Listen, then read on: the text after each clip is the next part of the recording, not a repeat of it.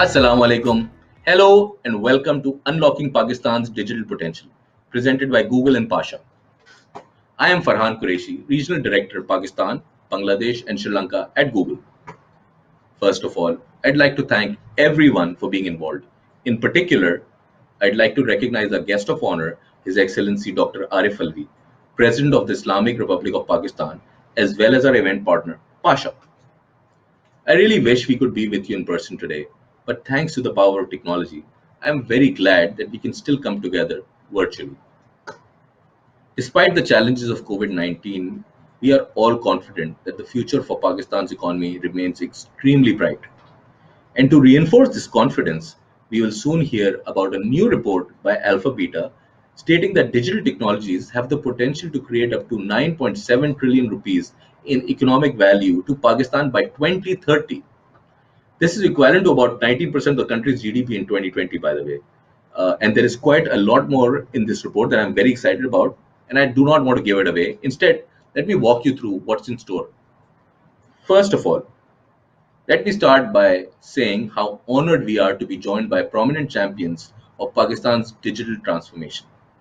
You will hear from our guest of honor, His Excellency Dr. Arif Alvi, President of the Islamic Republic of Pakistan, who will discuss the Digital Pakistan vision. We also have Badr Khushnud, Chairman of PASHA, who will talk about PASHA's effort to promote and develop the software and services industry in Pakistan. In addition, we have Fraser Thompson, founder and managing director of AlphaBeta, who will walk you through AlphaBeta's new research on Pakistan's digital economic potential. We also have a great panel of experts who will discuss digital policy and regulation in the Pakistan context. And finally, we will hear from Mubashir Siddiq, one of Pakistan's leading and loved YouTube creators, and Krinza Momin, Pakistan's first female Google developer expert in web technologies. Mubashir and Krinza are role models and inspiring examples of Pakistanis who have leveraged technology to not only improve their lives but give back to the community and help Pakistan's tech ecosystem grow. Last 2 years have been particularly hard for Pakistan with the coronavirus pandemic.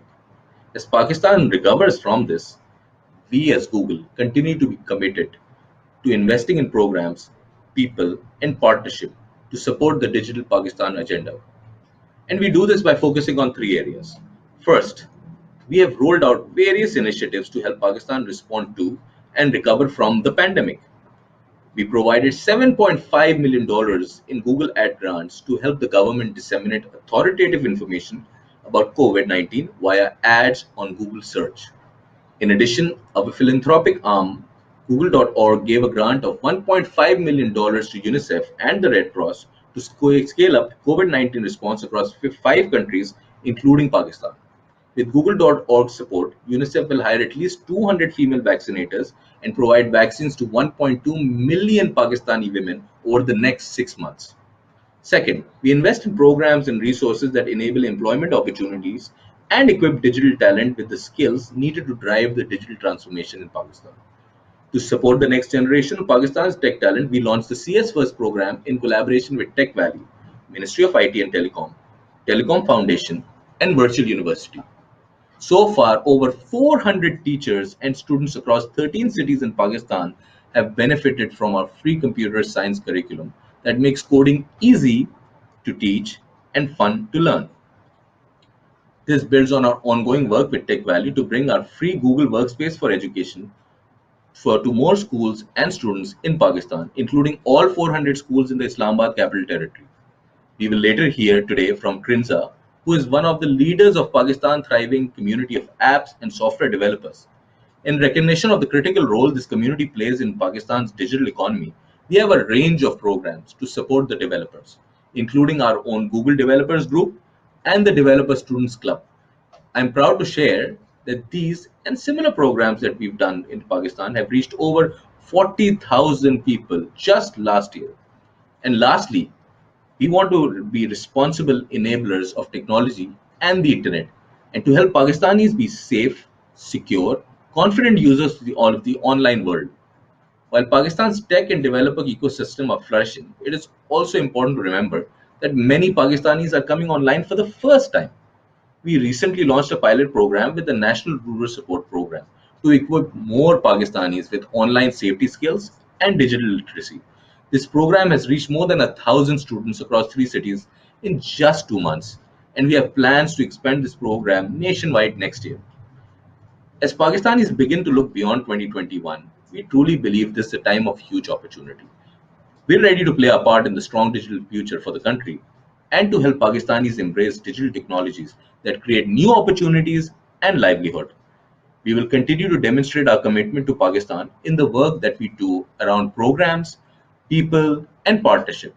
And on the topic of partnership, it gives me great pleasure to introduce our next speaker, Badr Khushnur, Chairman of PASHA.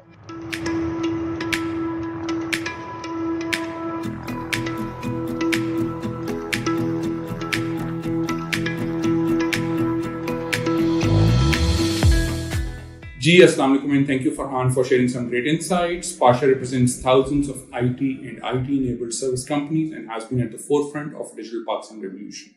Our industry has seen record-breaking growth over the last few years with 300,000 professionals and over $2 billion of US dollar exports. The potential of IT and IT-enabled service industry in Pakistan is being acknowledged across the board. Pakistan strives to take the IT industry to the next level, and to make it happen, PASHA works closely with relevant stakeholders on improving ease of doing business, to accelerate growth in exports and fast-track digital transformation in the domestic market as well. This requires upskilling existing talent and adding new resources in cutting-edge technologies, which is enabled by industry-academia partnerships. In short, PASHA is unleashing the potential of IT and IT-enabled services industry in Pakistan from all perspectives. And to stay true to our vision, PASHA focuses on leading the industry narrative. From policy advocacy to industry enablement and in-depth research and insights, our interventions have had a significant impact over the last 2 decades. PASHA contributions to the fiscal and non-fiscal recommendations, e-commerce policy, special technology zones, industry incentives, industry academia linkages, and the startup ecosystem have been recognized and appreciated at the national and international fora. But this is not all. At the heart of all PASHA programs, our core values determine our north. From diversity and inclusion to thematic community partnerships, PASHA programs are always aligned to create a social impact while helping our members in their business goals. Google and PASHA's partnership goes a long way, from PASHA Social Innovation Fund to the Nest IO Incubator to co-hosting this event highlighting Pakistan's digital potential. Google and PASHA's relationship continues to grow. We look forward to further strengthening this partnership and creating a win-win synergy for Pakistan's digital ecosystem. I'd like to now invite the Honorable President of Pakistan, Dr. Arif Alvi, to share his views around digital Pakistan vision. Thank you so much.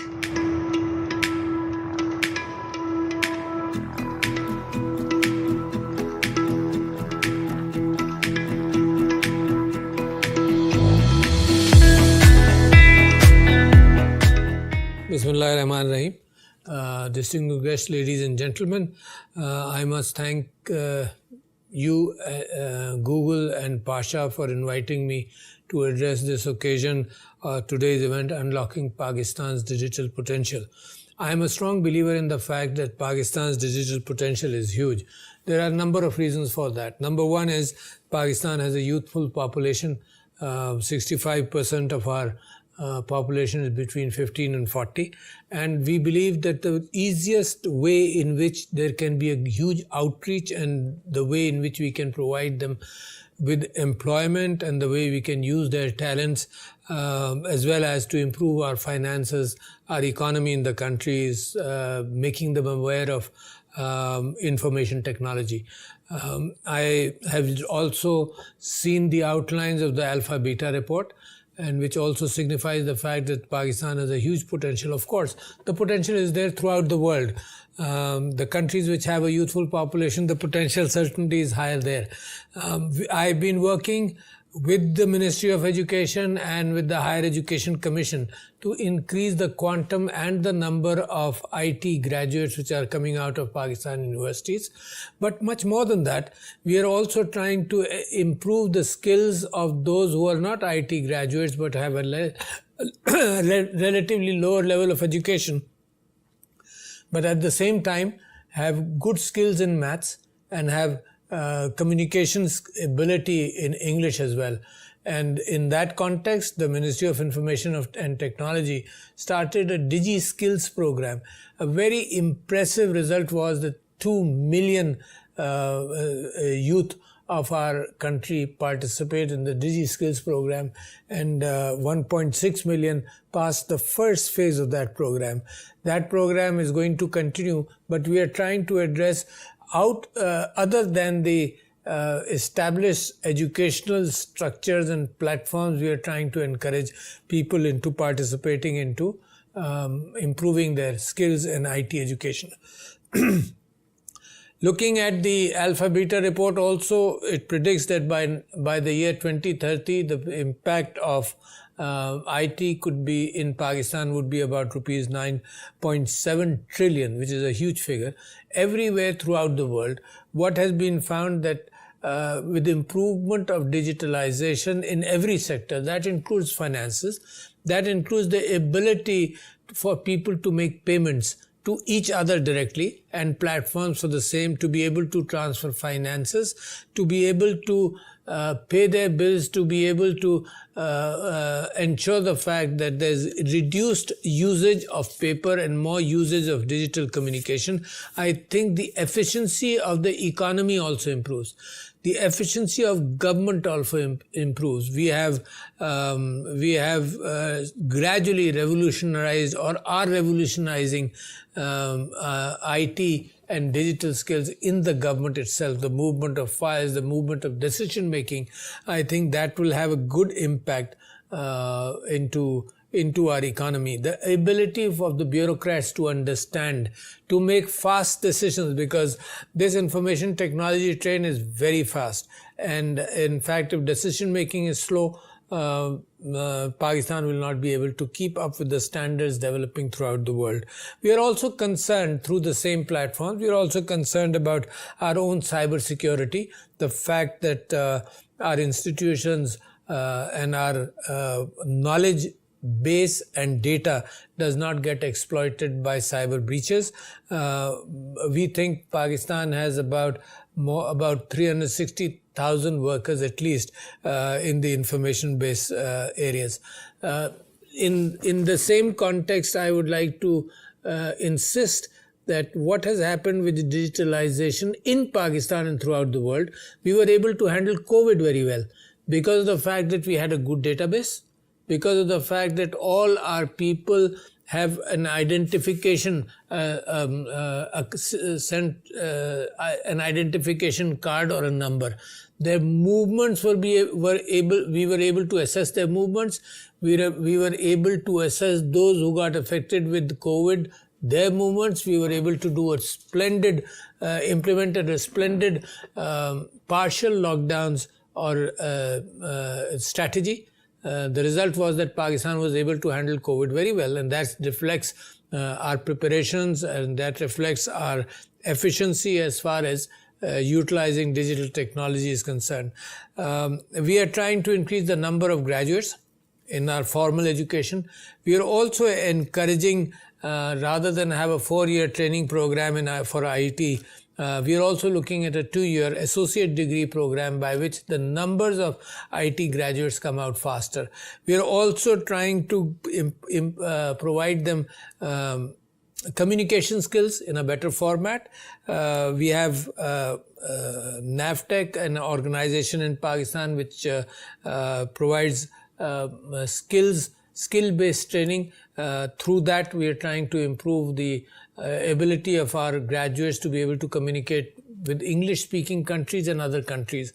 We are also improving our communication skills as far as Chinese is concerned, as far as Japanese is concerned, to give them the language skills to be able to be a part of an international world. I have tremendous confidence that programs such as these, the program that you have unlocking discussions on unlocking Pakistan's digital potential, and PASHA's contribution, Pakistan Software Houses Association, and the fact that our educational institutions are becoming a part of this entire industry, and the fact that our Ministry of Information Technology is working hard to take inputs, make changes where necessary, provide faster reactive time to improve situations. So therefore, I must thank you for inviting me and for giving me the opportunity to exchange, to understand what is to communicate to you what is Pakistan's vision regarding digital, unlocking our digital potential. Thank you.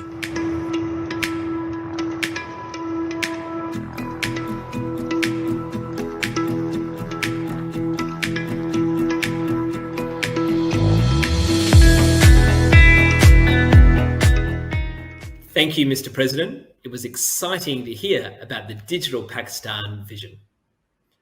Good afternoon, everyone. My name is Fraser Thompson, and I'm the founder and managing director of AlphaBeta, an economic strategy firm. Thank you for taking some time off to be with us today. I'm very happy to be sharing with you the key insights from our latest report, Unlocking Pakistan's Digital Potential, the Economic Opportunities of Digital Transformation, and Google's contributions. Now, let's dive into the report. So for today, what we'd like to do is go through what we uncovered in our research. Namely, first, why is digital transformation important for Pakistan? Second, what is the economic opportunity of digital transformation in Pakistan? And finally, what are the actions required to capture this opportunity? So why is digital transformation important for Pakistan? Pakistan's vibrant technology sector has grown significantly over recent years and is well positioned for future growth. Producing over 25,000 IT graduates annually and with more than 300,000 IT professionals domestically, Pakistan has a strong and large IT-ready workforce to support its technological ecosystem. In addition, its IT workforce is the fourth highest earning IT workforce in the world. Pakistan's startups are also on track to raise over $200 million by 2021, alongside its IT and ITES exports reaching around $3.5 billion by 2022, proving how the country's technology sector has and continues to contribute significantly to the economy. Finally, supportive policies such as the Digital Pakistan policy continue to advance digital adoption and innovation within the country. Digital transformation is important as it offers to unlock improved economic value across sectors, increase productivity of workers and businesses, create better paying, high quality and safer jobs, and also offer opportunities to mitigate the economic impacts of the COVID-19 pandemic. Now that we've talked about why digital transformation is important, we'd like to share with you the value of digital transformation for Pakistan. Our report covers 8 key transformative technologies with strong economic potential for the country. They include mobile internet, cloud computing, fintech, big data, advanced robotics, artificial intelligence, or AI, as it's more commonly known, additive manufacturing, and the Internet of Things. Based on these 8 technologies, we identified 43 digital technology applications across 10 key sectors in Pakistan's economy. And as you can see here, these applications are widespread and varied and are able to help traditional sectors such as agriculture and food and consumer retail and hospitality. For example, many retail businesses in Pakistan are turning to online platforms such as e-commerce marketplaces and mobile applications to digitize their offerings. Research has shown that there is significant potential in using these online platforms. For instance, the productivity gains from marketing and selling goods through digital channels have been estimated to range from 6 to 15%. There are also a range of applications across other sectors, from health to infrastructure to manufacturing and resources. So what's the size of this opportunity? Well, our research shows that if fully leveraged by 2030, these technology applications could create up to 9.7 trillion rupees worth of annual economic value. To put that in perspective, that's about 19% of the country's GDP in 2020. And what's really interesting to me is not just the size of this potential, but where it's distributed.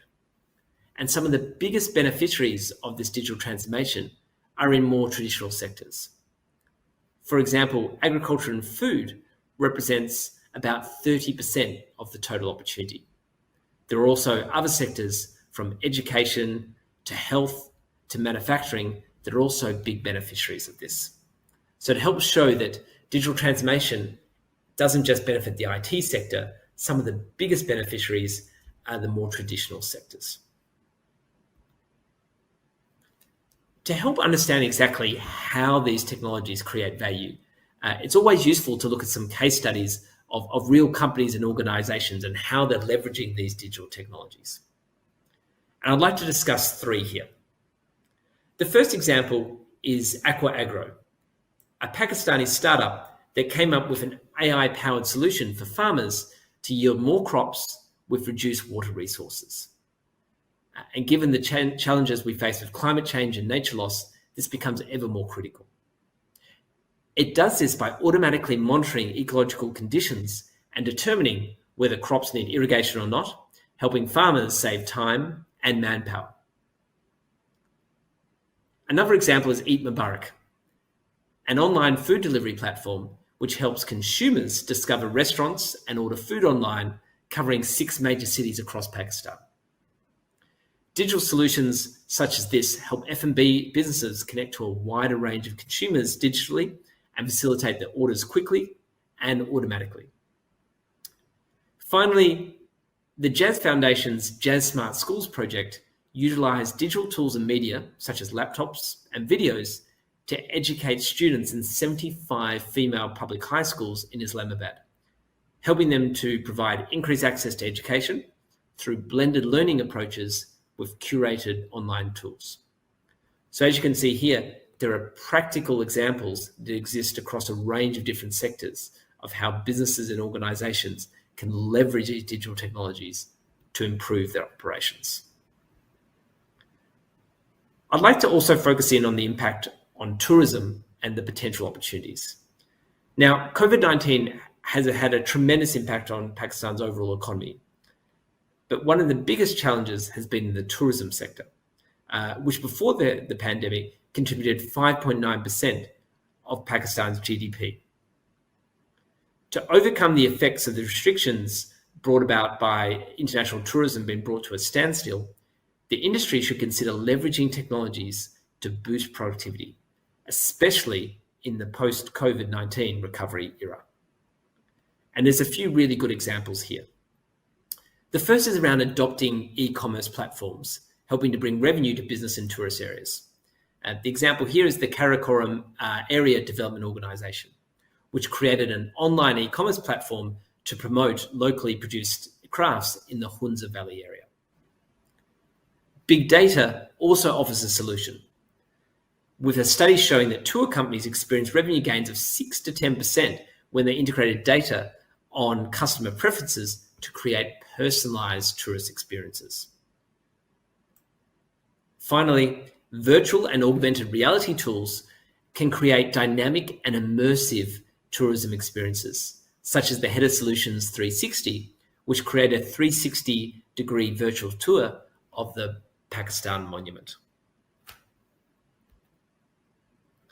So now we've talked about the opportunity and examples of how digital transformation can help Pakistan. The next question is, what are the key actions required to capture this opportunity? To take advantage of these opportunities, our research identifies 3 pillars of action that we believe will be critical. The good news is that Pakistan already has a number of policies and actions to support growth in each of these pillars. But we think there's opportunities to do more by leveraging some of the best practice that we see in other parts of the world. The first pillar is around continuing to develop the infrastructure that will support the local tech ecosystem. The National Financial Inclusion Strategy is a good first step as it aims to enhance financial payments and ICT infrastructure for digital financing. However, there's opportunity to go further. And a good example here is Thailand's Net Parasharat program that expands internet access to remote locations, which is crucial to making sure that everyone benefits from the digital transformation. The second example is around creating digital exports and IT exports. The existing Brand Pakistan initiative seeks to raise awareness of Pakistani products and culture, and it is a great first step. The country could also consider adopting the steps taken by Singapore, New Zealand, and Chile, which signed the Digital Economy Partnership Agreement to ease cross-border data flows. Finally, the country should promote innovation and digital skills. The Digi Skills program, which targets freelancers, already offers free courses that cover digital tools and skills such as graphic design. The Philippines Talent Mapping Initiative could be a good example that Pakistan could adopt to go even further. In this initiative, the Philippines government analysed the competencies of Filipinos to improve the relevance of skill trainings, which is going to become crucial given the volume of digital skill trainings that will be required in the future. So we've talked a bit about the opportunity for Pakistan and how to capture that opportunity. Our research also looked at how Google is contributing to Pakistan's economy through its various applications and services. And the numbers showed here demonstrate what a significant impact it's having. First of all, when we look at the benefits for business, we estimate that there's 1 trillion rupees of annual benefits to businesses. There's more than 210 billion rupees in annual benefits to Pakistani internet users. And finally, around 410,000 jobs are indirectly supported through Google's products and the use of advertising tools. So to recap, we've talked about Pakistan's digital transformation opportunity, which can unlock a prize worth more than 9.7 trillion rupees of economic value by 2030. We've also described how digital adoption is crucial for mitigating the impacts of COVID-19 and to build resilience during and after the crisis. We discussed 3 areas of action required for Pakistan to fully capture this opportunity, which are developing infrastructure to support the local tech ecosystem, creating a conducive environment for IT exports, and promoting innovation and digital skills. And lastly, we talked about how Google's products and services in Pakistan are generating significant economic value and supporting jobs.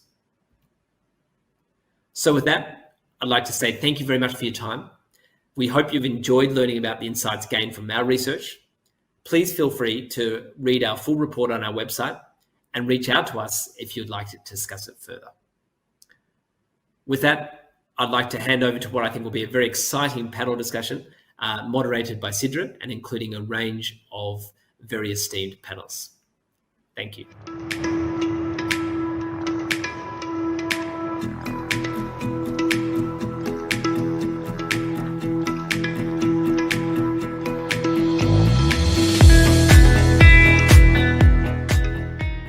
Hi everyone, this is Sidra Iqbal here, and we have a very interesting Power Pack segment lined up for you. This is a conversation about unlocking Pakistan's digital potential.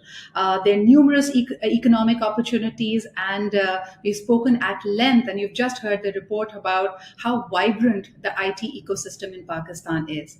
And to actually pick some of the points from the executive summary of the AlphaBeta report, there are about 300,000 IT professionals in Pakistan, and we annually produce about 25,000 IT graduates. At this point, we have about 700 tech startups since 2010, and it has the country has the 4th highest earning IT workforce in the world. But this is just the tip of the iceberg. How do we actually make the most of the true potential? Today, in this conversation, we'll have stakeholders, multi-stakeholder conversation, and they'll each bring to the table some powerful insights, their own experiences, what is their understanding of the opportunities and challenges, and how can Pakistan make the most of it. So let's get started. I will take this opportunity by first introducing my panel to you. First and foremost, we have with us Mr. Shan Rahman. He's a social development specialist at the World Bank Islamabad. We also have with us Mr. Asfar Manzoor. He's the chairman of the Punjab Information Technology Board. We have with us Dr. Waqar Ahmed, the Joint Executive Director of the Sustainable Development Policy Institute. And last but definitely not the least, the founder and CEO of Catalyst Labs, Ms. Jahan Ara, is also with us. So let's get started. If you look at the ecosystem, it's vibrant, but let us hear from our specialist, how would they summarize the current state of Pakistan's digital ecosystem? What are some of the prominent trends that they are looking at in terms of talent, physical infrastructure, and the IT exports? So if I may first direct this to Mr. Shan Rahman. Sure, and Assalamu alaikum, everybody. Pleasure to be here. So yeah, let's take those things one at a time. I think from the infrastructure standpoint, of course, we know that Pakistan is one of the cheapest countries for mobile data, but if you look at outside of the major cities, we're actually doing very poorly on connectivity. So, an urgent challenge, it seems like, is to, at least for the government, is to help support the private sector in rolling out the infrastructure needed for, this post-COVID world, and where everybody needs a lot more data than even 2 years ago, right? So your online education, telehealth, none of it's possible with the current state of the internet outside the major cities in Pakistan. So that's a huge challenge. And this can be easily addressed, right? So lots of other countries have taken steps to it. Something on the agenda right now from a policy standpoint is just the spectrum auction. So, the government should be freeing up spectrum. The private sector should be more involved in sort of the backbone infrastructure. But these are meaty challenges, and there's lots of people in government who are looking at it. From a sort of a skills perspective, I think in my experience, even within sort of computer science or IT specific academic disciplines in this country, you'd often find that your public sector graduates are not prepared for the core IT sector jobs, right? So, again, this has been talked about for years, but I think the private sector needs to also help. I think the private sector needs to reach out to, especially the public sector universities, and make sure that skills gap is taken into account. But on the lower end, I think generally, it's much easier now to use a smartphone with voice recognition, and even a challenge, even maybe 3 years ago, around Urdu script and Urdu content is perhaps not as much of a challenge on the digital literacy front. But I think the broader concept of internet literacy and understanding content on the internet is something that kids in this country need to learn. And then finally, I think on the sort of the industry standpoint, I think Pakistan's doing really well now on sort of the formal business process outsourcing and the higher end freelancing. But I think to move up the value chain, we need to look at things like intellectual property. There won't be sort of big innovations without strong intellectual property. And then even on a sort of smaller domestic scale, things like contract resolution that are essential to trust in the digital economy are a challenge in Pakistan. So these are the main things I would put to point. Thank you. Very rightly pointed out, Shan. So the overarching challenge remains, about accessibility. But Dr. Waqar, if I direct the same question to you, how do you see this ecosystem, the digital ecosystem, growing? There has been exponential growth, but would you say that this growth is equitable? What is your take on it? Thank you, Sidra. And I think taking lead from what Shan Saab has said, in one of our STPI reports as well, we reached out to 350 enterprises who were active in providing services in the digital space during COVID. And the variety of talent has been so encouraging. And these firms have been active in web development space, online marketing, online education, telemedicine, graphic design. And it sort of takes us back to the point that probably now is the time that we should not have a one-size-fit-all sort of approach for this sector, and one needs to be more sort of creative when looking at the ecosystem as a whole. For example, our findings revealed that there were 63% of the digital sector enterprises who have reported turnover during the pandemic times, and 65% of the startup enterprises received new contracts. But the more encouraging aspect was that most of these new contracts actually came from outside of Pakistan. And 58% of these firms revealed that amid the pandemic, they were able to diversify their client base. Firms found themselves in a better bargaining power to negotiate contracts, which is also encouraging. So just to go back to your question about inclusivity, I think the three conclusions that we can draw from our research or from the report which you have just cited in the beginning. First conclusion is that yes, the sector remains very inclusive. We have seen a lot of youth from the marginalized segments, marginalized area, a lot of women being active, scaling up their work, and this sector doesn't suffer from the conventional business constraints such as shortages of energy or lack of large-scale credit as seen in many other sectors. The second conclusion is that compared to so many other productive sectors, the digital sector is contributing to mitigating income inequalities among the skilled. And this is good news as the sector is providing opportunities for social mobility. And then thirdly, I think the sector is outward looking. And this is where I think we need to leverage now. This sector has far more export orientation than agriculture and manufacturing sectors in Pakistan's GDP. Very true. Dr. Waqar and Shan both have pointed out how important it is for a large part of the population, especially the working population, to have digital skills in order to harness the potential.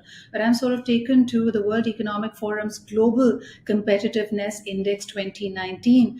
Pakistan at the moment ranks at 73 out of 141 countries ranked in this index in our ability of the active working population on possessing and using digital skills. This seems to be a challenge, but my next question, of course, would be what are the other challenges that Pakistan needs to address to reach their full economic potential? And if I may take this to Asfar Saab, to you. Let me take this question in two parts. So I think at a country level, some of the key challenges that we need to address, I think first one is to really create an enabling environment for the economy to flourish. And I think for that, we need to really look at our overall policies and regulatory frameworks for different sectors. I think second very important thing is the human capital development. I think countries which have invested in this area are now reaping the dividends. Pakistan, we have about 60% of our population is under 30. So I think, youth is our assets and we need to back them up, and we need to really sort of provide the necessary skills to our youth if we really want to sort of, take advantage of this demographic dividend. Third thing which I feel is, very important is I think there's generally this lack of investment in technology across all sectors of the economy. And I think this is very necessary if we need to improve our productivity and our competitiveness. And especially I think it's very important for industries which are related with exports. And another area I think where we need to really work on is really our sort of, we're part of a global economy. And I think it's very important to integrate not only regionally, but also globally, because unless you are part of these global value chains, it's very difficult to survive in this new environment. So I think that's an area which we need to focus on. But I think in the context of digital economy, I think we have a somewhat different set of challenges, I think. The first one, I think, again, is more on the policy side. I think we don't have basic policies and frameworks in place, like data policy, content, privacy, cybersecurity, how you actually tax digital services. The good thing is, I think government is working on many of these, but I think this is an area which is very, very important, if you want to, take this digital thing forward. And then as Shan pointed out, I think connectivity is, again, a big issue. In Pakistan's context, it's really the mobile connectivity, and this is really the bedrock of, all these digital, ecosystems. So I think over there we have a decent infrastructure as far as cities are concerned, but I think we still have huge coverage gaps, especially in the rural area. There's a digital divide. I think in terms of reliability and quality of this connectivity, a lot more can be done. And similarly, in terms of affordability, is again a very important thing. Not only for this connectivity, but also I think the smartphones, because this is really the key on which this entire digital economy and digital ecosystem is based on. And then I think we also have a few other, very basic pillars, for which are missing, like digital identity. I think is another very foundational pillar of a digital society. So we have NADRA, we have a physical identity, but I think we need to move forward into this. To move forward into the digital space, we need to actually work on creating that digital identity, digital signatures. So all that framework needs to be put in place. Similarly, digital payments is another big challenge. If we want to go into this digital commerce, those frameworks needs to be in place. And I think lastly, the most important one is really sort of, the digital skills, which we need to provide both to our citizens. And I think also it's very important to sort of, train our SMEs on this area and sort of encourage our startups. I think this is also going to be very key for us, So I think these are some of the challenges which we need to sort of address to sort of move forward in this space. Very true. Asfa and you've rightly pointed out a lot of the challenges. Jehan, as I bring the same question to you, I would have imagined, if we were having this conversation, especially we're still kind of in the middle of the pandemic, that one of the things that people could point could be, not having enough funds, lack of access to capital.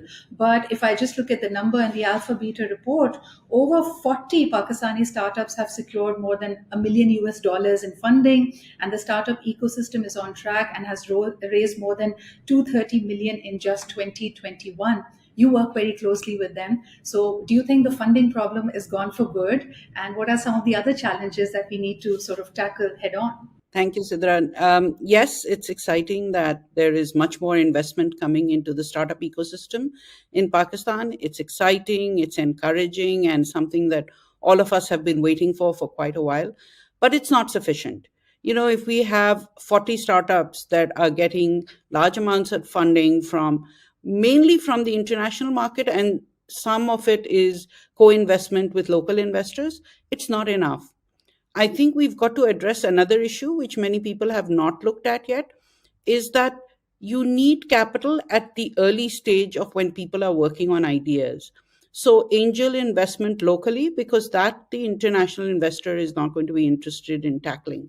So small amounts of capital being made available so they can experiment, so that they can get the hardware perhaps that they need, the software they need. So to Shan's point, if we are going to encourage intellectual property, we should be encouraging it right from the outset so that they use software that is licensed and that they have paid for. But in order for them to do that, they need to have the capital to do it.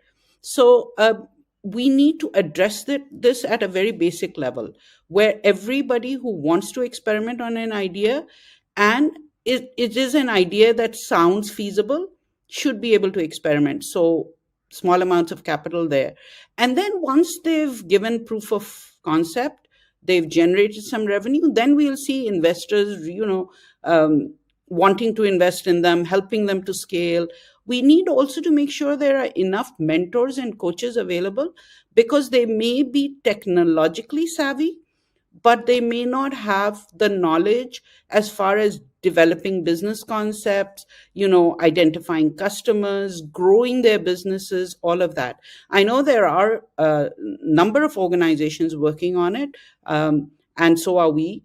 But we need to grow that pool, because there are so many young people in this country, and that's a value add for us, but they all need some assistance, some advice. So I think that is something that we should be looking at. Challenges, yes, there are multiple, but where there are challenges, there are also opportunities. So challenges, basically, yes, human resource development, as everybody has pointed out, is one of the basic challenges. The kind of education that they are being given at university sometimes is not relevant. So we need many more private sector people to be involved in engaging with these young people during their university education, so that they know that the kind of things that they're working on are relevant to them once they graduate. And there is so much resource available for free on the internet. So whether it's Coursera, whether it's MIT, Stanford, all of those courses are available for free. And what is not available for free, I think universities and companies should be making that resource available to their to their students, to their early stage employees, because there's so much for them to learn that we don't need to reinvent and create that course here. It's all available. But yeah, one of the challenges will be if you want it available in local languages. That too, I think some people are already working on. So, lots of challenges, but lots of opportunities. Lots of challenges and lots of opportunities. As they say, challenges are simply opportunities with thorns on them. But if I go back once again at some of the suggestions made by the AlphaBeta report, it identifies 3 pillars of actions for Pakistan. Again, the onus lies on the policymakers, the governments, the academia, and also on individuals. What they identify is, number 1, develop infrastructure to support the local tech ecosystem. Secondly, create a conducive environment for IT exports. Thirdly, promote innovation and digital skills. Just as all of you, I see the same messages, the same track to be resonated by all the speakers in my panel. But if I may go back to you, Dr. Waqar, out of these 3 pillars, can we sequence them, or do we need to work on all 3 of them simultaneously? Again, who should take a lead? Is this us reacting? Is this us being proactive? What's your take on these pillars of action? Yes, thank you. I think on the infrastructure gaps, well, we've understood that the potential of the sector is marked by some connectivity challenges. But I think where this is a challenge, one could take a clustered approach. We have done this with NICs and several others, where, for example, clustered location can be set up where people can be brought together. We just heard the issues around online security. I think this is very closely linked to consumer protection. And I believe that there are now 2 laws addressing these issues, which are in the pipeline, which should certainly make things conducive. Going beyond this, I think one really needs to look into the export potential and how to make that happen, And on this, I think, as Farsab rightly talked about the tax regime. And unless the taxmen and the taxwomen understand the complete value chain in various digital subsectors, we will not know what to tax and how to tax in this sector. And ultimately, it could stifle growth over time, which could be a challenge. Likewise, in case of international payments, we have seen encouraging progress when it comes to receiving of payments, but sending payments still remains a bit difficult, especially when payments are being sent in foreign currency. And on the import of software, for example, issues of high taxes on non-conventional software continue to exist. There are information and networking costs for startup exporters in this space, a place where, for example, the Commerce Ministry or Trade Development Authority of Pakistan could probably scale up their efforts. One area for the central bank, which is trade finance. Trade finance is very liberally available for the traditional sectors, but several innovative and new streams in the digital are not in the list, or their business model is not known by the trade finance providing institutions on the commercial side. You also talked about the longer term promotion of innovation and digital skills. And one of our suggestions has been to give a space to smaller firms, to startup firms in public procurement. The least form of incentive could be a small quota, which, for example, the government department should demonstrate that they are sourcing from the digital sector startups.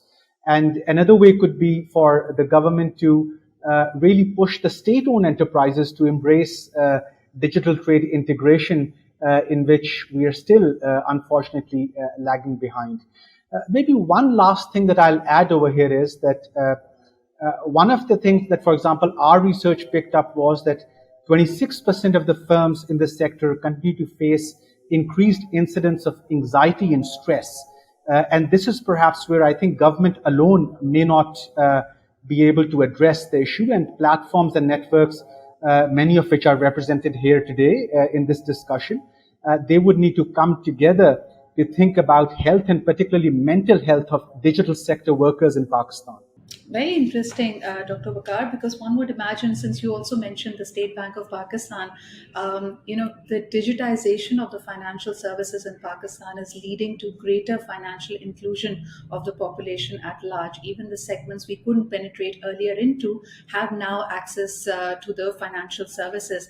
But Shan, again, coming to you, when the policymakers, the governments are viewing the true digital potential of Pakistan, do they see it more as an economic driver, or in your opinion, when we look at these action pillars, is it more to do with just being an enabler in solving the other societal issues and problems? How do you think the policymakers are actually viewing this potential?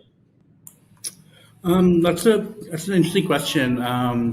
So, I mean, just to go back to what Dr. Bakar was saying, I think this idea of public procurement as a job creator, especially for young people, I mean, that's been thought about for 5 or 6 years. We personally tried to work on it in KP, and it's just there is this inertia within government system that Officer Saab can also probably talk about that.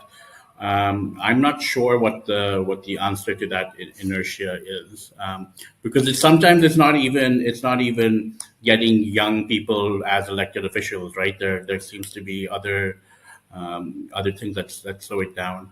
But specifically to this report, I mean, I think the recommendations are very clear. They're concise, but they're very similar to reports that have been written for the last 3 or 4 years. Actually, the World Bank has one coming out in a couple of months. It's a sort of a regional study on the digital economy, Pakistan's one of the countries, and we make very similar sorts of suggestions. I do think, at least personally, I don't see digital as a sector. I sort of see it as now a utility, sort of like electricity, right? So it's sort of the fuel, if you will, for a lot of how society runs. And at least for me, I think we should also start thinking of internet connectivity and internet access and internet usage as a fundamental thing that every citizen deserves. That being said, though, it's not to say that everything on the internet is useful or good for society.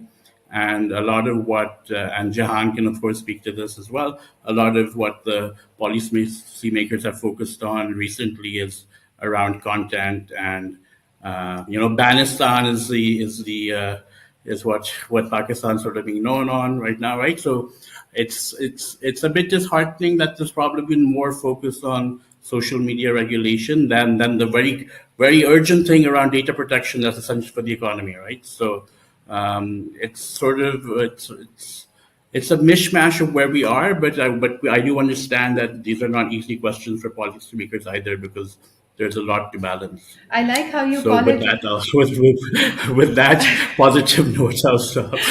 I like it that you call it a mishmash, because I see some really positive developments as well. Pakistan now happens to be one of the few countries, one of the first countries in the world to now allow people to have their biometrics checked at home using their smartphones and open a bank account. This has been approved by NADRA. The State Bank is working on it, and that kind of opens up a whole new horizon.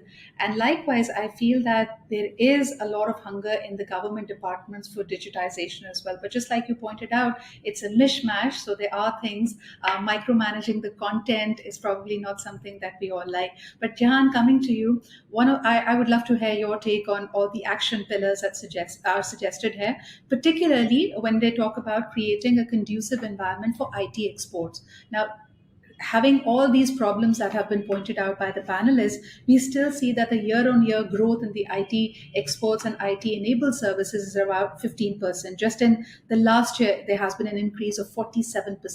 So, is that all a surprise? Is that all a fluke? Or there are some measures being taken which are in the right direction? So, no, it's not a fluke. I think there are companies and individuals who've been working on this for a long time.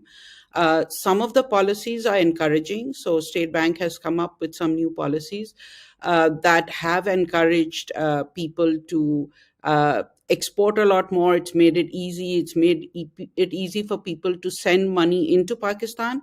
But as Dr. Wakar pointed out, sending money outside is another matter.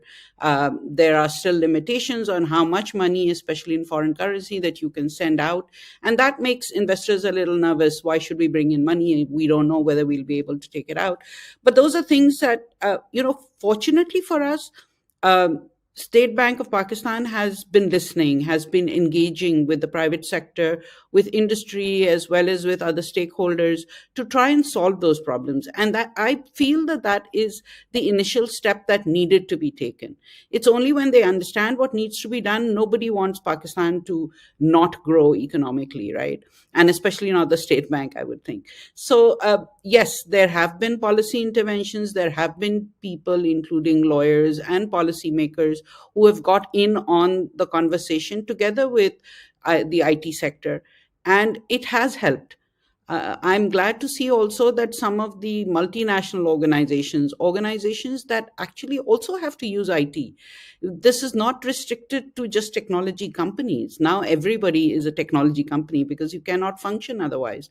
They have now started to show a little bit of interest, and that helps because they have much more clout than many of the tech companies put together, right? So people listen to them, especially in the policy corridors.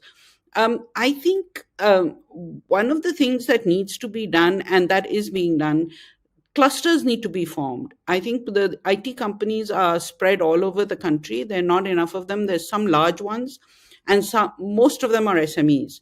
So clusters need to be formed where they can share knowledge, they can share infrastructure, and where young people have a chance to engage with other young people like themselves who are talking about technology, absorbing technology, creating technology. That's really extremely important. And I think the STZA, I hope, is going to play an important role there, not only in attracting investment into Pakistan and also technology expertise into Pakistan, but also creating these zones all across the country where that's going to be extremely helpful. Inclusivity is still one of our major challenges. So I know we all like to think that there are more women in the tech sector. There still aren't. It's a very sad number. And we need to make sure that we encourage more women to join the technology sector, make it possible, make sure that the flexibility that women need. And now nobody can say that people can't work from home if they need to. They don't have to, because the pandemic has changed all that. And so now everybody can work from home. And many people, I was talking to some corporate people this morning, and they said, we're shutting down our offices because we don't need all of them. We are now going to 2 days of a week of work, and the rest of them can work from home the entire time. So all this means that inclusivity is possible. Also, a lot of youngsters now I'm meeting don't need to move to the larger cities. If they're in Hyderabad, in Sakkar, in Faisalabad, in Multan, they don't need to move to Karachi, Lahore, or Islamabad. They can work from their homes. And we're seeing large technology companies doing that. They're employing people in smaller cities and allowing them to work from there. But that means access to power, continuous, uninterrupted power. Yes, connectivity, clean connectivity that they, so that they can function. And also the ability for them to engage on a level where they can learn continuously. So, so inclusivity means, bringing in all the rural population, educated youth especially, who can contribute to the development of this country. So if we don't make it happen, who will? The government and the private sector, people who are involved, need to make this happen, and we can. Very rightly said, Jihan. And in this segment particularly, it feels like the pandemic was a blessing in disguise. It broke a number of barriers for us. It got people thinking. And even though initially the digitization used to be reluctant, but it became the need of the hour. But as the world slowly comes out of the grips of the pandemic, Aswar Saab, I'd like to come to you and ask you, what direction do you think Pakistan's digital ecosystem is taking in the near future?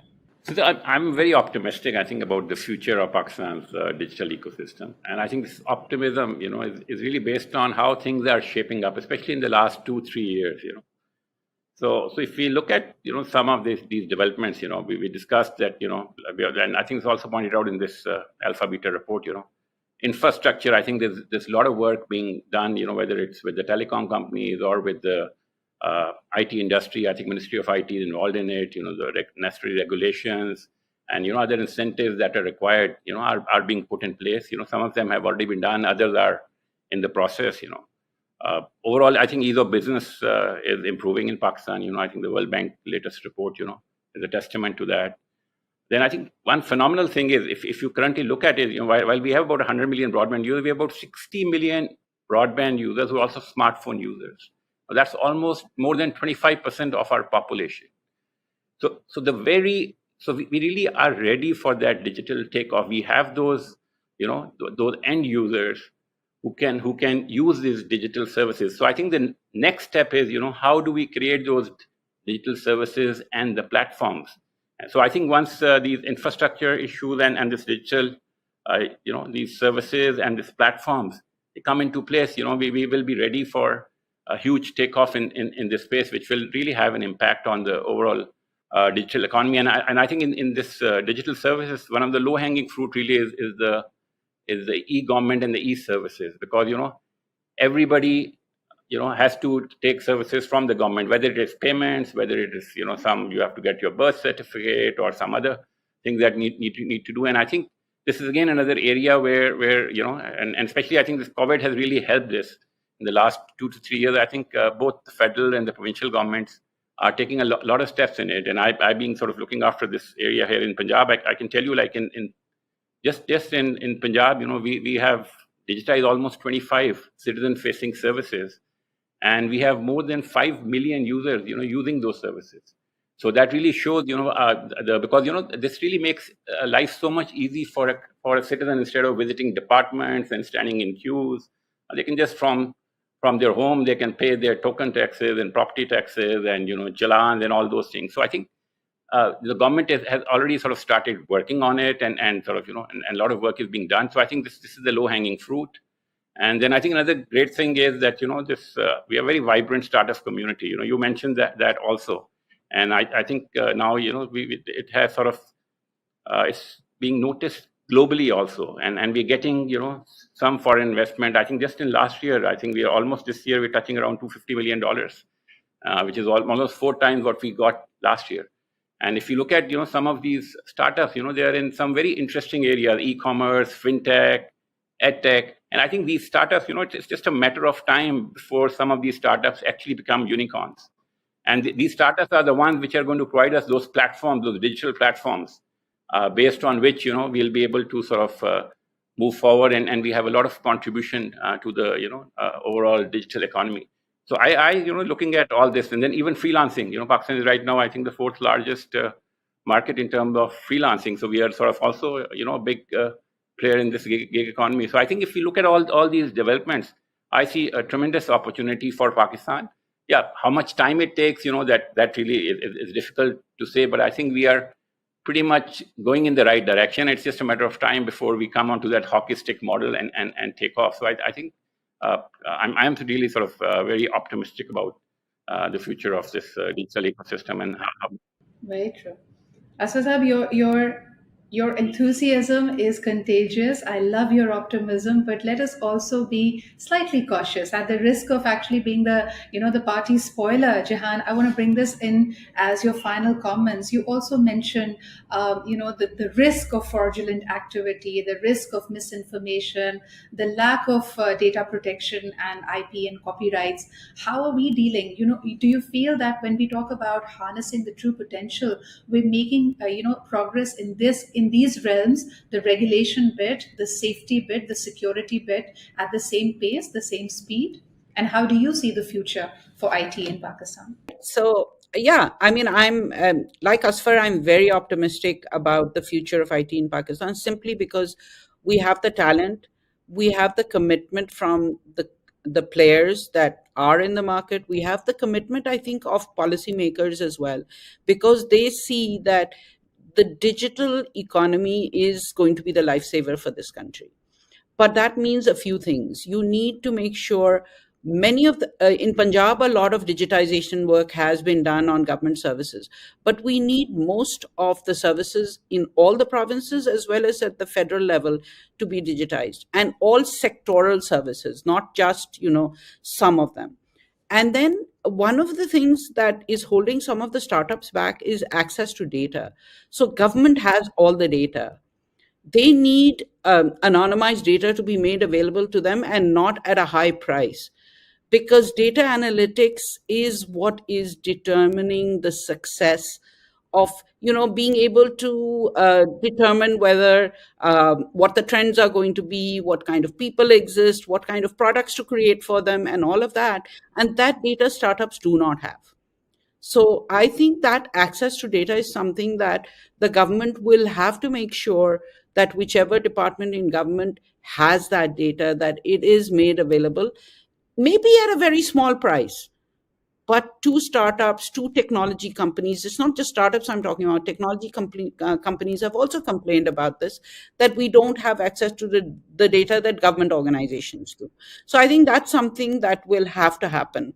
And also, I think in terms of policy, I know that government is working on data protection and privacy policy, and I hope that will come about very soon, because data has to be protected. We need to know where it is at all times, who has access to it, what they're doing with it.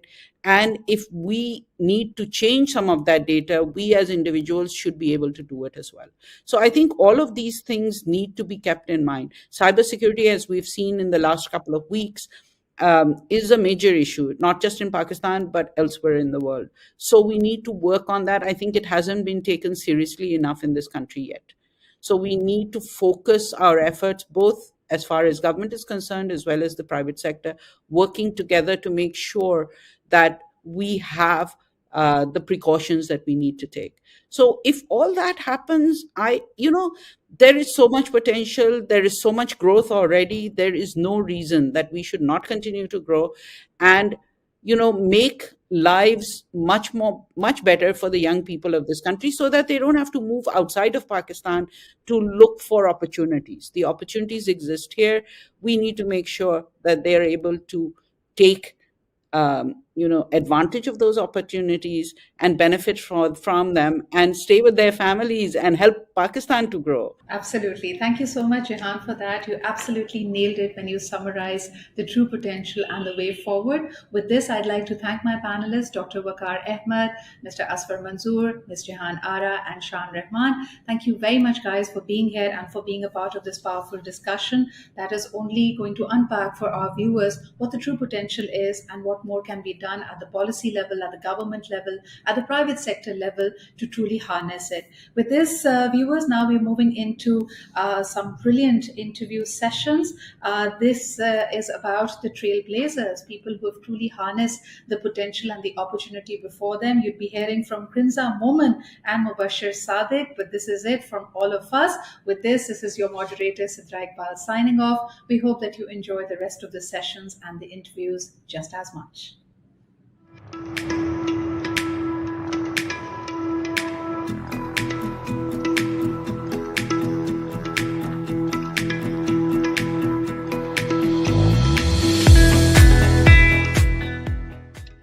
Thank you, Sidra, and a big shout out and thank you to our experts from the panel for that very insightful conversation around policy and realizing Pakistan's digital potential. Assalamu alaikum, everyone. My name is Waleed Tirmizi, and I am a strategic partner manager for YouTube on our South Asia frontier markets. For the next item for today's agenda, we're very lucky to have with us one of Pakistan's most successful YouTubers, Mubashir Sadiq. We'll be having a short conversation with Mubashir Bhai around his YouTube career. लेकिन उससे पहले Instead of introducing him myself, we thought that it would be worthwhile to share with you and show you a video which will arguably do a far better job at introducing him than I would. Over to the video. बिस्मिल्लाहिर्रहमानिर्रहीम, अस्सलाम वालेकुम। मुबशर सदीक आपकी खिदमत में हाजिर है और ये है विलेज फूड सीक्रेट। जब मैंने शुरू किया उस वक्त बिल्कुल भी मुझे आइडिया नहीं था। इस YouTube चैनल की वजह से मेरा छोटा सा गांव गूगल मैप पे भी इसे आ जाएगा और लोग पूरी दुनिया में इस गांव को जो है वो जानना शुरू कर देंगे।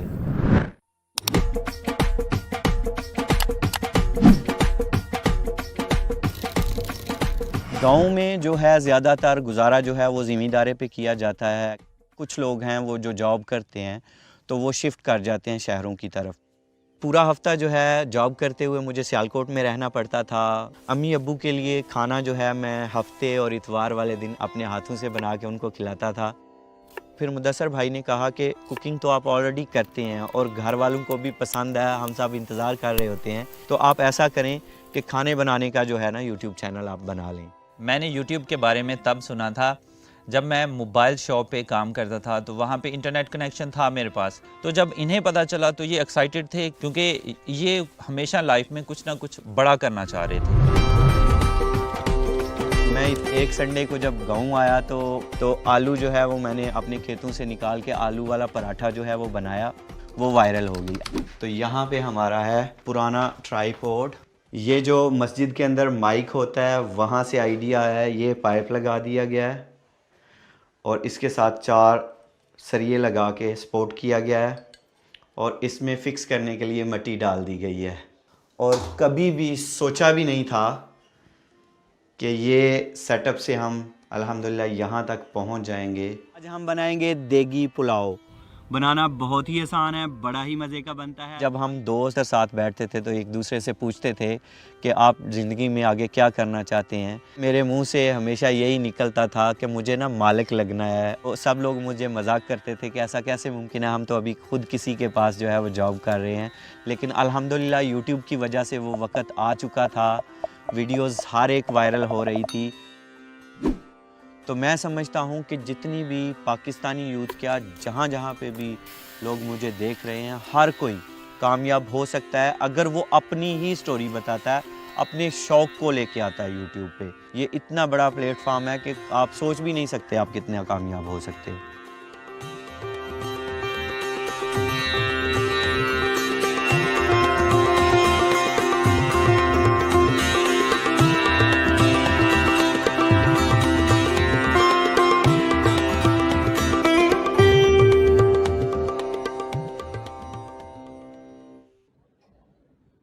अस्सलाम वालेकुम मुबशर भाई, आपका बहुत शुक्रिया कि आपने हमारे लिए टाइम निकाला। मुझे पता है आपका बड़ा बिजी स्केड्यूल चल रहा है आजकल, स्पेशली आप अभी भी गालिबन टूर पे निकले हुए हैं, ग्वादर थे, अब कराची चले गए हैं। तो थैंक यू वंस अगेन। कैसे आप मुबशर भाई? वालेकुम अस्सलाम वली भाई, अल्हम्दुलिल्लाह अल्लाह पाक का ख़ास करम है, अल्लाह पाक की ख़ास रहमत है। और शुक्रिया तो आपका अदा करना चाहिए कि आपने मुझे टाइम दिया और आपने मुझे चूज़ किया इस सारी बात के लिए। बिल्कुल ही मुबशर भाई, it's a pleasure to have you here as always. सवाल की तरफ बढ़ते हैं जी। जैसे हमने इस वीडियो में देखा मुबशर भाई, आप उन यूट्यूबर्स में हैं जिन्होंने बहुत कामयाबी और शोहरत हासिल की है। मैं आपसे पूछना ये चाहता था कि आपके नज़दीक वो ऐसी क्या खास बात है यूट्यूब ने जिसने आपको इस मुकाम पे पहुंचाया? More than that, as a creator, वो क्या चीज थी इस प्लेटफॉर्म के अंदर जिसने रियली आपकी इस जर्नी को इनेबल किया? वली भाई, सबसे पहले तो अल्लाह की रहमत हुई है मुझ जैसे नालायक बंदे पे, जिसे अल्लाह ताला ने ये मकाम दे दिया है। मुझ में तो कोई ख़ास बात नहीं थी। और जहाँ तक यूट्यूब का तल्लक है तो यूट्यूब एक ऐसा प्लेटफॉर्म है कि आपके पास कोई भी टैलेंट है, आपका कोई भी पैशन है, तो आप उस पे वीडियोस बनाएं। और ये प्लेटफॉर्म ऐसा प्लेटफॉर्म है, इस पे पूरी दुनिया में आपको आपके रिलेटेड जो है, आपके कंटेंट के रिलेटेड वो व्यूअर्स जो हैं वो अल्हम्दुलिल्लाह मिल जाएंगे। और उसके बाद आ जाता है कि मेरी कामयाबी में यूट्यूब से के बाद मलिक का बहुत बड़ा हाथ है। उसमें امی جان سے میں نے سارے کام جو ہے وہ سیکھے ہیں، کھانا بنانا ہو، مٹی کے چولہے بنانا ہو، مٹی کا کچن بنانا ہو، تو سب کچھ جو ہے وہ الحمدللہ میری ماں نے مجھے سکھایا ہے. تو اس کے بعد دوسری فیملی آ جاتی ہے، میرے بھائی جو ہیں انہوں نے مجھے بہت زیادہ سپورٹ کیا ہے، جیسا کہ مدثر بھائی جو ہیں وہ ایڈیٹنگ میں پروفیشنل ہیں، بہت اچھی ویڈیوز ایڈٹ کرتے ہیں، تو ایڈیٹنگ جو ہے وہ میں نے ان سے سیکھی ہے. زین بھائی ہیں، وہ کیمرہ مین تھے شروع میں، تو ان دونوں نے مجھے بہت سپورٹ کیا. اور آخر میں جو ہے وہ ابو جان جو ہے ان کے لیے میں سارے کھانے جو بناتا ہوں تو ان کو کھلاتا ہوں، تو وہ ٹیسٹ کرنے کے بعد کہتے ہیں زندہ باد مبشر پتر، مزہ آ گیا. تو میں سمجھتا ہوں کہ جس بھی اولاد کو اس کے والدین جو ہے وہ زندہ باد کہہ دیں تو وہ زندہ باد ہو جاتی ہے. تو الحمدللہ میرے ساتھ بھی یہی ہوا کہ پوری دنیا پہ میں زندہ باد ہو گیا. پلیٹ فارم جو ہے وہ بہت بڑا ہے اور بہت جلد آپ اس پہ گرو کر سکتے ہو.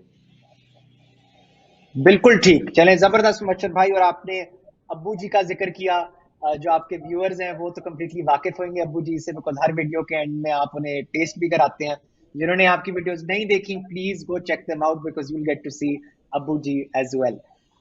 مبشر بھائی، آپ کی نے ویڈیو میں یہ بھی دیکھا کہ آپ نے جب شروعات کی آپ ایک ٹرائیپوڈ آپ نے خود بنایا. ہمیں یہ بھی پتا ہے کہ آپ آپ نے ذکر کیا ویڈیو میں کہ آپ چھوٹے گاؤں سے ہیں، آپ کے چینل کا نام بھی ولیج فوڈ سیکرٹ سے ہے. تو میں آپ سے سمجھنا یہ چاہ رہا تھا، جب آپ نے شروع کیا اور آپ نے گاؤں سے ہی شروع کیا، وہاں انفراسٹرکچر کے مسئلے مسائل بھی کافی رہے ہوئیں گے، تو جب آپ نے اپنا چینل شروع کیا تھا آپ کو کس قسم کی مشکلات کا سامنا کرنا پڑا جو آپ کو لگتا ہے بیکاز آپ ایک گاؤں سے تھے آپ کو اسپیشلی فیس کرنے پڑے؟ ولی بھائی، سب سے پہلے جو ہے وہ میرے پاس اچھا کیمرہ نہیں تھا، تو وہ موبائل مدثر بھائی کے پاس اچھا تھا، تو انہوں نے مجھے وہ موبائل دیا ویڈیو بنانے کے لیے. اور پھر اس کے علاوہ ہمارے پاس ٹرائیپوڈ نہیں تھا اور پھر مائک نہیں تھا. تو یہ ساری چیزیں جو ہے وہ لینے کے لیے ہم سیالکوٹ گئے، تو وہاں پہ ہمیں یہ نہ ٹرائیپوڈ ملا نہ ہی مائک ملا. اور ٹرائیپوڈ جو ہے وہ میں نے سیلفی سٹک سے بنایا، اس کے نیچے پائپ لگا کے اس میں مٹی ڈال کے اس کو فکس کیا گیا، اور اس ٹرائیپوڈ والا کام جو ہے وہ الحمدللہ ہمارا چل گیا. تو چونکہ اس وقت موبائل میں ویڈیو میں اسٹیبلائزیشن نہیں ہوتی تھی تو اس لیے ہمیں وہ ٹرائیپوڈ کی ضرورت پڑی. اور مائک جو ہے وہ الحمدللہ میں نے اپنے مائک کی جو ہے وہ قدرتی مائک، اس کا والیوم جو ہے وہ بڑھا دیا. آپ ابھی بھی میری آواز جو ہے وہ اونچی سن رہے ہوں گے، میری عادت ہو گئی ہے اونچا بولنا جو ہے. اور جب یہ ساری چیزیں جو ہے وہ ہو گئیں، اس کے بعد میں چونکہ گاؤں میں آؤٹ ڈور کوکنگ بھی کرتا ہوں نا، تو وہ سارے برتن جو ہے وہ اٹھا کے کھیتوں میں لے جاتے تھے، تو کھیتوں سے تازی سبزیاں توڑنی اور وہ سبزیاں توڑ کے بنانا. تو گاؤں والے اکثر لوگ جو ہے وہ بزرگ جو ہمارے ہیں وہ تو یہی سمجھتے تھے کہ کوکنگ جو ہے وہ عورتوں کا کام ہے. اب گاؤں میں ایک لڑکا جو تھا وہ کوکنگ کر رہا تھا تو وہ سب یہ کہتے تھے کہ کیا عورتوں والا کام تم نے شروع کر لیا ہے. چونکہ ان لوگوں کو یوٹیوب کا بالکل بھی آئیڈیا نہیں تھا، تو وہ سب یہ کامنٹ جو ہے وہ کرتے تھے کہ چھوڑو دفع کرو، کوئی مردوں والا کام جو ہے وہ کر لو آپ. تو یہ مسائل تھے شروع میں، لیکن الحمدللہ سارے مسائل جو ہے وہ حل ہوئے. اور سب سے بڑا مسئلہ ابھی بھی جو ہمارے گاؤں میں چل رہا ہے وہ انٹرنیٹ کا مسئلہ تھا نا، تو وہ ابھی بھی انٹرنیٹ نہیں ہے. تو سیالکوٹ میں چلا جاتا تھا، جاب چونکہ میری سیالکوٹ تھی تو آفس میں بیٹھ کے میں کمپیوٹر بھی انہی کا استعمال کرتا تھا جاب کے بعد، اور وہیں پہ ایڈیٹنگ کر کے وہیں کا انٹرنیٹ استعمال ہوتا تھا اور ویڈیوز جو ہے وہ اپلوڈ کی جاتی تھی. تو یہ سارے مسائل تھے مجھے شروع میں. بالکل ٹھیک، thank you for sharing that Mubashir بھائی، آل ویری انٹرسٹنگ تھنگس. ہم بڑھتے ہیں اب جی آخری سوال کی طرف. مبشر بھائی، آپ نے ذکر کیا اپنے دو بھائیوں کا، مجھے پتا ہے وہ دونوں بھی یوٹیوبرز ہیں، بلاگرز ہیں. تو میں آپ سے یہ پتا کرنا چاہ رہا تھا کہ آپ کے اس یوٹیوب کیریئر کی وجہ سے آپ کے ارد گرد لوگوں کی زندگی میں کوئی کیا فرق پڑا ہے؟ الحمدللہ سب سے پہلے تو میرے گھر میں جو ہے وہ ہماری زندگی پہ بہت زیادہ فرق پڑا ہے. الحمدللہ مدثر بھائی جو ہیں وہ بھی ولاگر ہیں، ان کے 3 لاکھ سے پلس جو ہے وہ سبسکرائبر ہیں. اور زین بھائی ہیں الحمدللہ ان کے 1 ملین ہونے والے ہیں، وہ بھی ولاگر ہیں یوٹیوب پہ الحمدللہ. اس کے بعد ہمیں دیکھ کے ہم سے پہلے جو ہے وہ یہی سمجھا جاتا تھا کہ شہر کے لوگ جو ہیں یہ انہی کا کام ہے, گاؤں والوں کا یوٹیوب پہ کوئی کام نہیں ہے. تو الحمدللہ مجھے دیکھ کے بہت سارے گاؤں کے لوگ جو ہیں, میرے گاؤں کے اور پاکستان کے مختلف صوبوں میں جو گاؤں ہیں وہاں سے بھی لوگ جو ہے وہ یوٹیوب پہ آنا شروع ہوئے. اور الحمدللہ بہت سارے اب ولاگرز آپ کو ملیں گے, کوکنگ چینلز ملیں گے یوٹیوب پہ جو پاکستانی گاؤں سے ہیں اور وہ بہت کامیاب ہیں. اس کے بعد الحمدللہ جو میں کھانا بناتا ہوں, زیادہ کوانٹٹی میں کھانا بنایا جاتا ہے اور جو بچے ہیں ہمارے گاؤں کے ان کو وہ کھانا کھلایا جاتا ہے. تو یہ بھی ایک پلس پوائنٹ ہے. اور اس کے علاوہ میں چونکہ پڑھا لکھا نہیں ہوں اور اپنے اندر جو انسان کی کمی ہوتی ہے تو وہ سوچتا ہے کہ وہ کمی کسی اور میں نہ ہو. تو الحمدللہ اللہ تعالیٰ نے, میں خود کو تو نہیں کہوں گا, یہ اللہ تعالیٰ کا خاص کرم ہوا ہے مجھ پہ, اللہ تعالیٰ کا خاص احسان ہوا ہے, خاص رحمت ہوئی ہے کہ مجھے ذریعہ بنا دیا گیا. اور الحمدللہ 40 بچے جو ہیں کمیونٹی کے, ان کی تعلیم کا جو ہے وہ بھی ذریعہ اللہ نے مجھے بنا دیا ہے الحمدللہ. زبردست. Thank you for sharing that Mubashir بھائی. آئی تھنک آپ ایک زبردست مثال ہیں of a creator giving back to their community and we hope to see far more of this as well. مبشر بھائی, اینڈ کرنے سے پہلے سیشن کو آپ اور کچھ بتانا چاہیں گے آڈینس کو؟ میں یہ میسج دینا چاہوں گا, چونکہ یہ سارا کچھ ممکن ہوا ہے ٹیم ورک سے نا, تو میری فیملی کی جو ٹیم ہے اس کی وجہ سے ممکن ہوا ہے. اور ہم لوگ نا اپنی فیملی کے ساتھ مشورہ نہیں ہیں, ہم دوڑے ہوئے ہیں, ریس میں لگے ہوئے ہیں کہ ہم کامیاب ہو جائیں, ہم کامیاب ہو جائیں. تو کہیں نہ کہیں ہمیں اپنی فیملی سے, بھائیوں سے, ماں باپ سے مشورہ کرنا چاہیے. ہم جو بھی کرنا چاہتے ہیں وہ کریں, لیکن ان کو ساتھ لے کے چلنا چاہیے. اکثر ہم لوگ سوچتے ہیں کہ ہمارے والدین جو ہیں وہ اس دور کے نہیں ہیں تو ہمیں وہ مشورہ کیا دیں گے. تو میں یہ سوچتا ہوں کہ آپ کے والدین جو ہیں وہ آپ کے چہرے کی پریشانی پڑھ لیتے ہیں. تو کوئی بھی ڈگری ہولڈر, کوئی بھی آج کے دور کا اور کوئی بھی پڑھا لکھا بندہ یہ کام نہیں کر سکتا. تو وہ فیملی ہی واحد وہ لوگ ہیں جو آپ کو آنیسٹ جو ہے وہ مشورہ دیں گے, آپ کے دکھ درد, آپ کی تکلیف میں وہ بالکل دل و جان سے جو ہے وہ حاضر ہوں گے اور ان کو ساتھ لے کے چلیں گے تو آپ کامیاب ہو جائیں گے. میرے ساتھ تو یہی ہوا ہے. یہ میں اپنی سٹوری جو ہے وہ شیئر کر رہا ہوں کہ والدین والی جو ہے, والدین کی دعائیں ساتھ ہیں آپ کے, تو آپ کو ناکامی مل ہی نہیں سکتی ہیں. انشاءاللہ آپ کامیاب ہو جائیں گے. بالکل صحیح. Thank you so much Mubashar بھائی. Thank you so much as well for taking out the time کہ آپ آج ہمارے ساتھ بات کر رہے ہیں. To the audience, thank you all for sitting in. And without further ado, over to Hafsa and Krinza to discuss the Google Developer Student Club. Thank you, everyone.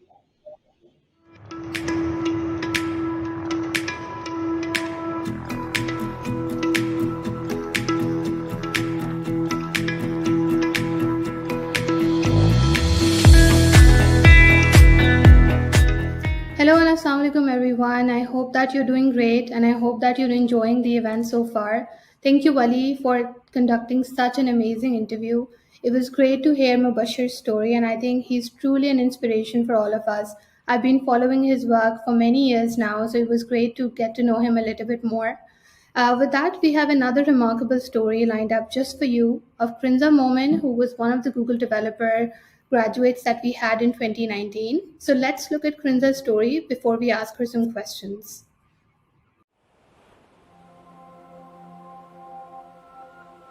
I originally belonged to a town in Pakistan called Hyderabad. While I was growing up, I used to see people working on these magical boxes called computers. I used to get fascinated by it a lot because you could actually use it for talking to people around the world or play games. But while I was growing up, I used to see a lot of men using computers. So I wondered if technology is for men only. My dad encouraged me to pursue computer science so I could learn about the world of technology.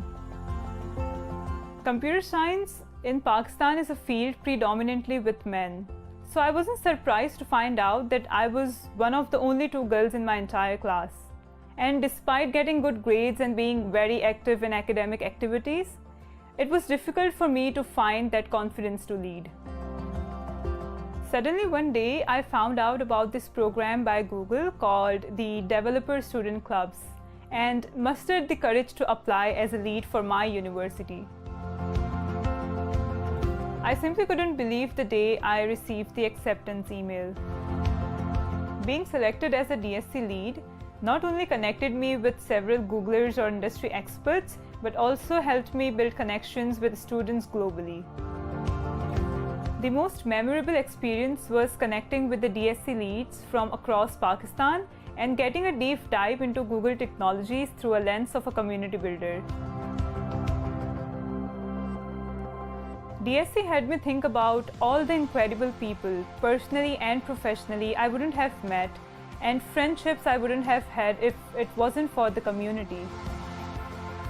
I learned the art of interacting with people, pitching my ideas at hackathons, working with stakeholders, and also problem solving, which not only helped me win 2 national hackathons, but also the DSC signature competition, the Global Solutions Challenge. I believe DSC is just a start. It helped me connect with myself in ways I could have never imagined. I hope that young girls everywhere can step up to create their own opportunities in the position of leadership. And that's the cultural shift I want to bring in Pakistan. Because saying yes is the best thing you can do for yourself.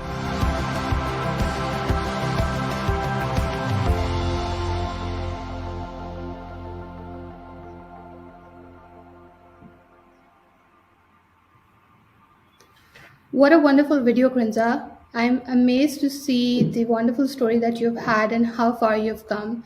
So I think for our audience, let's talk a little bit more about Google Developer Student Club. What is this program? What does it do? And how did it make you industry ready and enabled you to be ready to jump into the tech ecosystem and do amazing things that you're doing now? Sure. I mean, so thanks for having me. It's good to catch up with you again.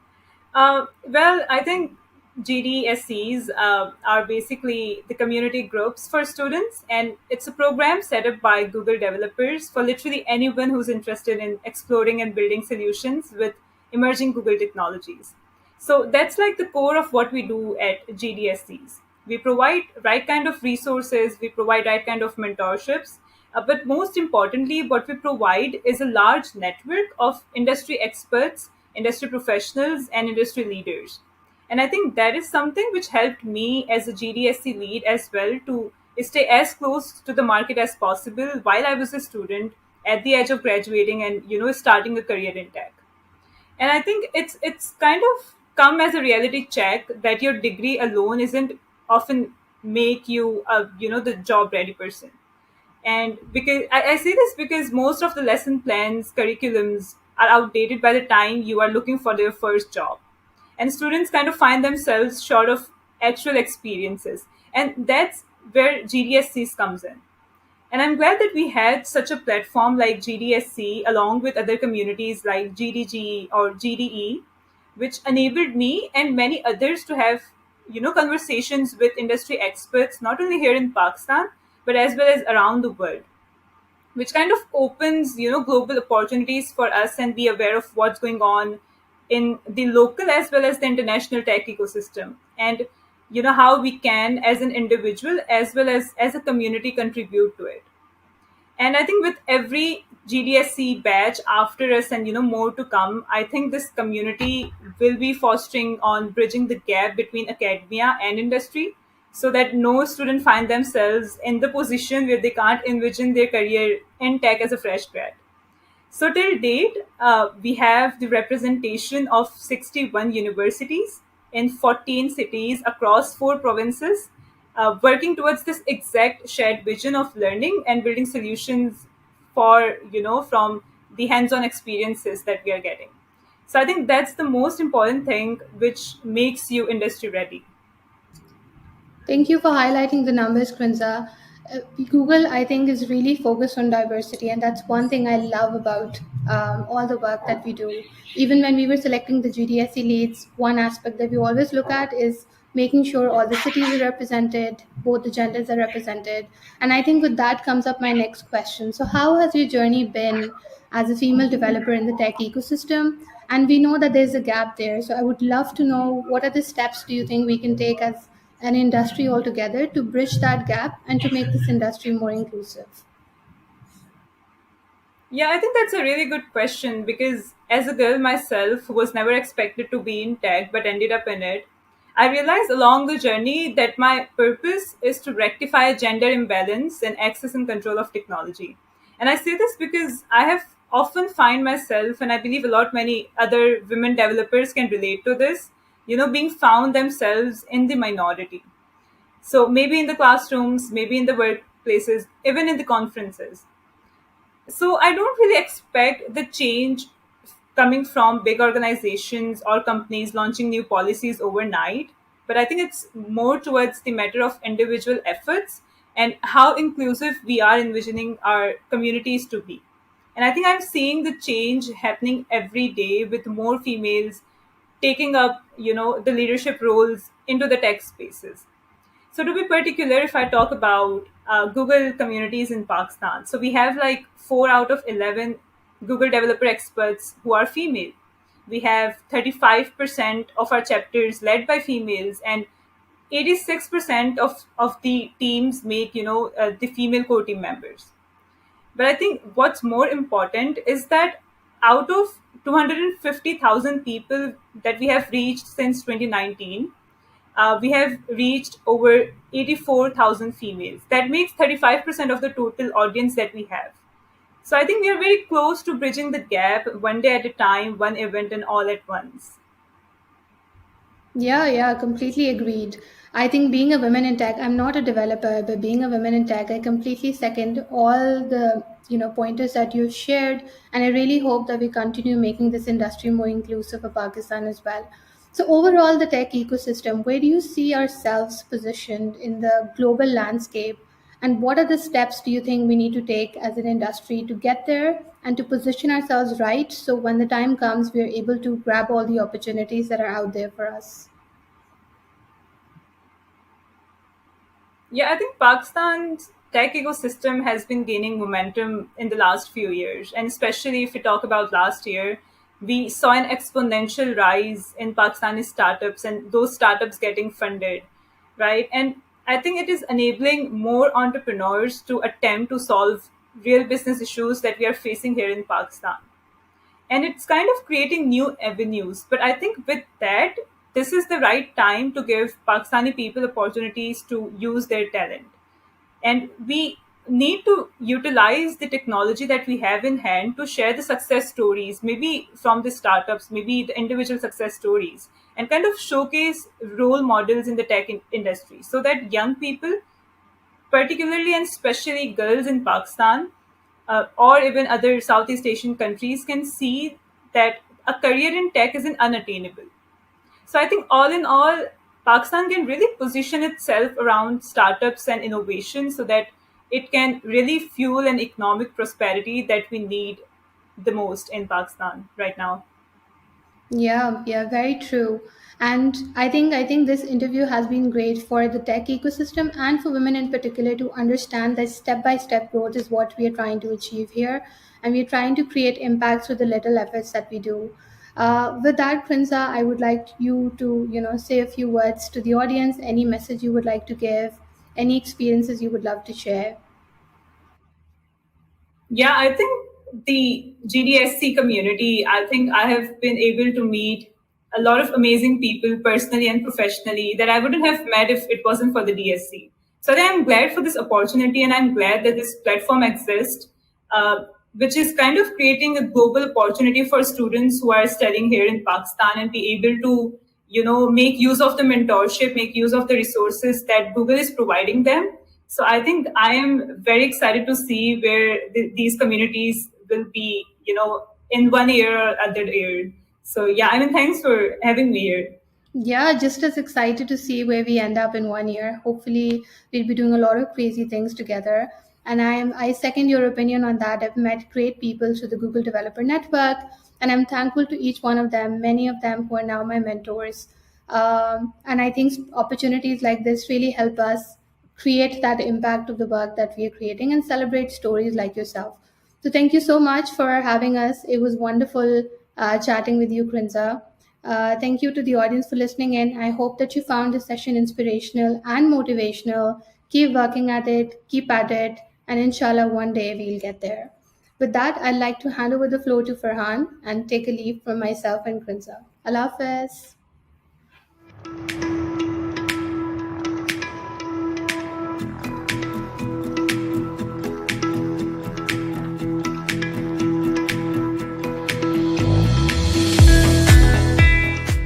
All right. Thank you, Mubashir. Thank you, Krinza, for sharing your inspiring stories with us. It was truly heartening to hear how you've leveraged technology to overcome so many obstacles. And I'm sure your stories are inspiring many people to do the same. In many ways, it's just the beginning of our work to create more opportunities for Pakistan through technology. And we look forward to continuing this journey with partners like PASHA and various government agencies who are working to accelerate digital transformation. Pakistan has already unlocked some significant achievements in its digital transformation journey, and we can do much more in this path right now. Digital transformation is vital for Pakistan to address the business impact of the implications of COVID-19 and also to help build long-term resilience and growth for our countries. Our panel discussed some really interesting opportunities that exist right now and what needs to be done to realize the digital potential through policy. As we wrap up today's agenda, I want to take a moment to reflect on a few important points. First of all, Fraser Thompson took us through the key findings of AlphaBeta's new research, which showcased that Pakistan's vibrant technology sector has grown significantly in recent years and is also well positioned for future growth. Second, there is a big economic prize attached to accelerating Pakistan's digital transformation. If fully leveraged, digital technologies could create up to 9.7 trillion rupees in economic value by 2030 for Pakistan. This is equivalent to about 19% of the country's GDP as it stands in 2020. Number three, to realize the growth potential, there are three areas of action required for Pakistan to fully capture the digital opportunity. First of all, developing an infrastructure to support the local tech ecosystem. Second, create a conducive environment for IT exports. And third, promote innovation and digital skills. To learn more about the economic opportunities for digital transformation in Pakistan and Google's contribution, I would really encourage you to check out AlphaBeta's new report at the link that you see on your screen right now. So what's next? Going forward into 2022, we will continue our efforts to support economic recovery by equipping Pakistani tech talent with the right skill sets and the tools needed to succeed in the digital economy. We will also expand our digital responsibility efforts in partnership with the National Rural Support Program, helping to ensure that Pakistanis are safe and confident explorers of the online world. In closing, I would like to once again thank our wonderful speakers, including our guest of honor, His Excellency Dr. Arif Alvi, President of the Islamic Republic of Pakistan, Badr Khushnood, Chairman of PASHA, Fraser Thompson of AlphaBeta, our distinguished panelists, and of course, Mubashir and Krinza. Thank you very much for spending this afternoon with us. Khuda Hafiz.